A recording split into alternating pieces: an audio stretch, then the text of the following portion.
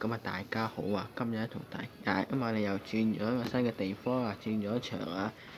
咁咧，今日咧同大家分享咧呢度睇下年微影嘅 KMP 30號啊。咁啊，應該係鐵甲威龍啦，應該係已經退役咗嘅鐵甲威龍啦，KMP 30號咁樣。咁啊，佢上足嘅 E36P 啊，唔知大家有冇搭過啊？排街版嚟嘅，招回鐵版啦，應該係。係咯，排街版。咁啊，單手開盒啦，開平遙，開單手打，開平遙，開單我哋開盒，係啦。個盒嘢爛爛地啦已經。咁啊，呢個盒擺喺邊啊？咁啊，已經係退役咗嘅微影巴士啦已經。好啦，我哋睇個路線先啦，路線咧應該係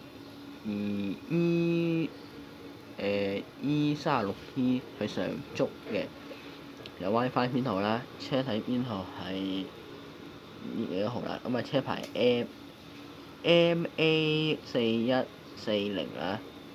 咁啊，已經係退役咗㗎啦，係啦。咁啊，依個係龍運嘅 logo 啦，係啦。有龍運嘅有限公司啦，係啦。佢呢度有寫龍運巴士有限公司啊。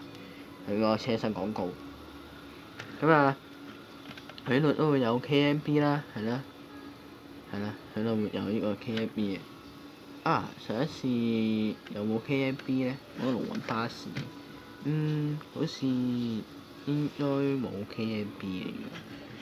上一次係咪冇 KMP 啊？咁啊，我唔知啦。咁啊，車已經退役咗㗎啦。咁啊，大家都唔會記得㗎啦。咁啊，都係啦，都係龍運嘅啦，都係。咁啊，車身都係冇廣告啦，都係龍運一個款咁樣。係啦。咁啊，車身咧係好順嘅，你會見到好順嘅咁樣。咁啊，依家嘅微影嘅 KMP 30號咧，介紹就嚟到呢度啦。中意咧，俾個 like 我哋咧下條片咧就再見啦。微影30號，下條片再見，拜拜。